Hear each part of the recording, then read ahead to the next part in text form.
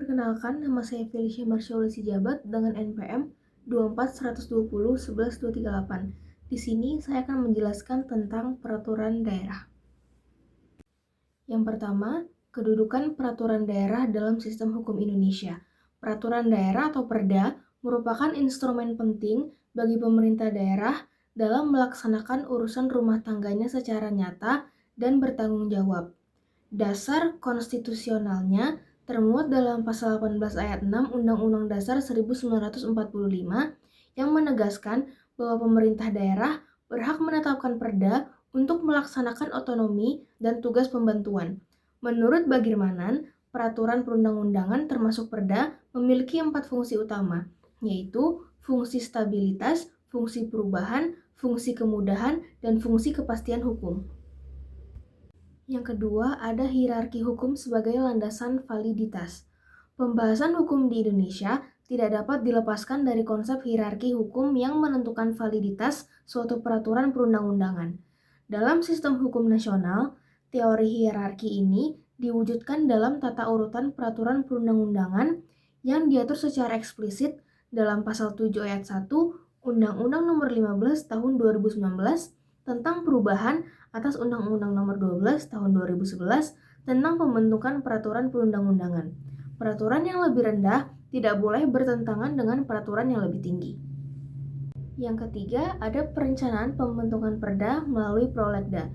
Undang-Undang 15 Tahun 2019 mengatur bahwa perencanaan pembentukan perda dilaksanakan melalui program legislasi daerah atau prolegda. Berdasarkan pasal 1 angka 10, prolegda didefinisikan sebagai instrumen perencanaan program pembentukan perda yang disusun secara terencana, terpadu, dan sistematis. Pasal 39 lebih lanjut mempertegaskan bahwa perencanaan penyusunan perda kabupaten atau kota harus dilakukan dalam kerangka prolegda kabupaten atau kota agar pembentukan hukum daerah berjalan dengan terstruktur. Yang keempat adalah 4 alasan pentingnya prolegda. Terdapat 4 alasan mendasar mengapa pembentukan produk hukum daerah harus didasarkan pada prolegda. Yang pertama, agar pembentukan perda memiliki skala prioritas sesuai kebutuhan hukum masyarakat yang berkembang. Yang kedua, agar perda sinkron secara vertikal dan horizontal dengan peraturan perundang-undangan yang lain. Yang ketiga, agar proses pembentukan perda dapat terkoordinasi, terarah, dan terpadu antara DPRD dan pemerintah daerah. Keempat, agar produk hukum daerah tetap berada dalam kesatuan sistem hukum nasional. Yang kelima, ada asas pembentukan peraturan daerah menurut undang-undang. Pembentukan perda harus berlandaskan pada asas-asas pembentukan peraturan perundang-undangan yang meliputi 7 prinsip utama, yaitu kejelasan tujuan, ketepatan kelembagaan atau organ pembentukan, kesesuaian antara jenis dan materi muatan, kemampuan untuk dilaksanakan, kedayagunaan dan kehasilgunaan, kejelasan rumusan, serta keterbukaan. Ketujuh asas ini menjadi panduan agar setiap perda yang dihasilkan berusaha berkualitas, aplikatif, dan dapat dipertanggungjawabkan secara hukum. Yang keenam, ada asas materi muatan peraturan daerah.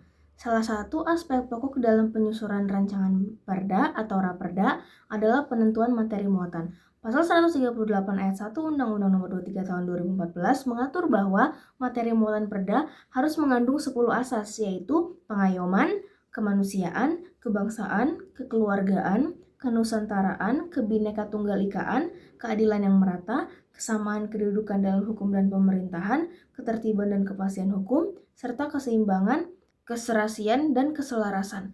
Asas-asas ini memastikan bahwa isi perda mencerminkan nilai-nilai nasional yang inklusif. Ketujuh, 3 landasan pembentukan peraturan daerah. Setiap perda harus mengacu pada 3 landasan pokok dalam proses pembentukannya. Landasan filosofis berkaitan dengan nilai-nilai mendasar yang menjadi cita-cita hukum dan masyarakat. Landasan sosiologis berkaitan dengan kenyataan dan kebutuhan yang hidup dalam masyarakat sehingga perda dapat diterima dan ditaati.